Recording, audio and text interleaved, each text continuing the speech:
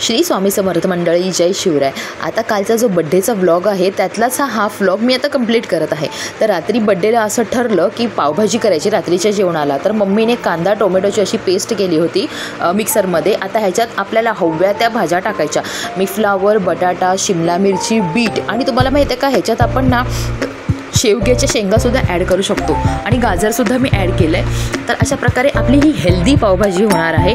कारण बाहेरून काहीतरी मागवून आपण आपले पैसे देऊनसुद्धा आपण अनहेल्दी खाण्यापेक्षा घरीच काहीतरी मस्त छानपैकी पौष्टिक पण चमचमीत लागेल असं काहीतरी खाणं ह्या मताची मी आहे। तर अशा प्रकारे सर्व भाज्या मी छान उकडून मीठ घालून थोडंसं मीठ घालून उकळलं आणि अशा स्मॅश करून घेतल्या। आता स्मॅश करणं जास्त स्मॅश करायच्या की थोड्याशा त्या भाज्या जास्त जाड ठेवायच्या हे तुमच्यावरती आहे। मला स्मॅश केलेल्या भाज्या आवडतात, स्पेशली बटाटा हा म्हणजे दाताखाली कुठली जाड भाजी आलेली मला आवडत नाही पावभाजीमध्ये। तशा प्रकारे छानपैकी मी इथे कढई आता गरम करत ठेवलेली आहे आणि आता त्या कढईमध्ये मी टाकणार आहे तेलासोबत मी टाकलं आहे थोडंसं बटरसुद्धा। तर आपण आधी हे जे टाकलं आहे ना हे कांदा टोमॅटोची पेस्ट आहे। कांदा टोमॅटो आणि थोडीशी एक मिरची आणि कोथिंबीर ह्याची पेस्ट केलेली आहे। ही थोडीशी मी आता फ्राय करून घेणार आहे। तर फ्राय 5 मिनटासाठी आपण हे फ्राय करायची आहे। कारण त्याचा जो कच्चेपणा असतो ना, कारण कच्चंच लावलं होतं मिक्सरला, कारण मी ना वेगळं छोटेसे ते पीसेस करूनसुद्धा पावभाजीमध्ये टाकतात तसं मी नाही टाकत, मी डायरेक्ट पेस्टच ॲड करते, सर्व पेस्ट, काहीच त्याच्यामध्ये तुम्हाला पीसेस कुठल्याही भाजीचे किंवा कांदा टोमॅटोचे आढळणार नाही। तर अशा प्रकारे हे छानपैकी घट्ट झालेलं आहे। आता मी ॲड करते ह्याच्यामध्ये आपण सर्व शिजवलेल्या भाज्या। ॲक्च्युली ही एक पावभाजी एक अशी रेसिपी आहे जी हेल्दीसुद्धा आहे आणि प्लस आपण आपलं जे स्पेशल ओकेशन आहे ते हे पावभाजीवरती एन्जॉयसुद्धा करू शकतो आणि ह्या पावभाजी आपण हवं तेवढं बटर घालून आपण सुंदरपैकी ही एन्जॉयसुद्धा करू शकतो। अशी मला पावभाजी भयंकर आवडते, पण ती घरची पावभाजी मला आवडते कारण त्याच्यामध्ये आपण हवे असलेल्या सर्व भाज्या आपल्या मनाप्रमाणे टाकू शकतो। प्लस लहान मुलांसाठी जर तुम्ही ही पावभाजी करत असाल तर त्यांना ज्या भाज्या आवडत नाही म्हणजे दुधी म्हणा किंवा भोपळा म्हणा, तुम्ही सर्व भाज्या ह्याच्यामध्ये ॲड करू शकता कारण at the end of the day ती सर्व भाज्या स्मॅश होणार आहे, त्यामुळे त्यांना खावंच लागणार। तर अशा प्रकारे मी लाल तिखट मसाला आणि हळद त्यात ॲड केलेला आहे आणि ह्याच्यामध्ये पावभाजीचा मसाला टाकणार आहे। आता एक्स्ट्रा ह्याच्यात मसाले मी काही टाकणार नाही आहे। फॉर एक्झाम्पल आपला कांदा लसूण किंवा गरम मसाला किंवा मालवणी मसाला असं काही टाकणार नाही। ह्या सर्व भाज्यांना स्वतःची एक एक्स्ट्रा टेस्ट असते आणि थोडंसं मी ह्याच्यात सांबार मसाला टाकलेला आहे एक टँगीनेस येण्यासाठी जो सांबार मसाल्यामध्ये असतो। आणि फायनली ह्याच्यामध्ये जाणार आहे मीठ आणि अशा प्रकारे आपली ही होममेड पावभाजी रेडी आहे।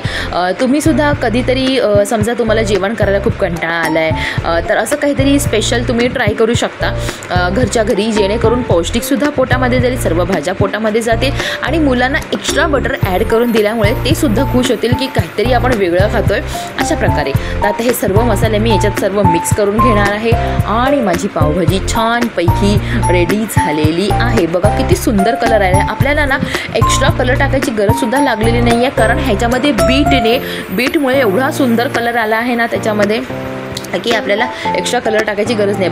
मला माहिती नाही ही बाहेरच्या पावभाजीसारखी अगदी सुंदर दिसते आहे की नाही, पण माझ्या पोटाला तृप्त करण्यासाठी तरी ही मस्तपैकी झालेली आहे। आणि हो, ह्या पावभाजीचा कुणालाही त्रास होत नाही की बाहेरून पावभाजी मागवल्यानंतर कदाचित त्याच्यातलं बटर किंवा त्याच्यातलं कुठल्या भाज्यांमध्ये कच्च्या किंवा जास्त शिजलेल्या अशा भाज्या असतात, त्याच्यामुळे आपल्याला त्याचा त्रास होऊ शकतो।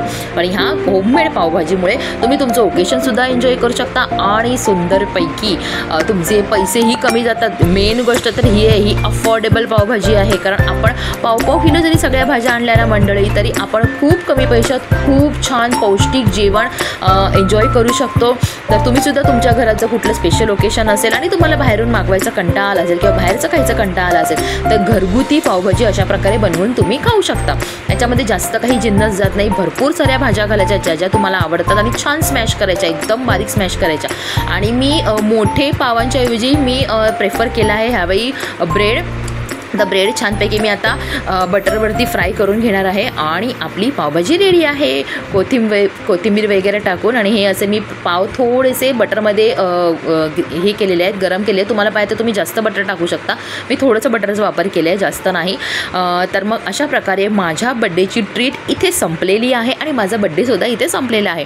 माझा हा पूर्ण दिवस खूप सुंदर आणि खूप सारा एक्साइटेडने भरलेला होता आणि thank you so much for watching my blog.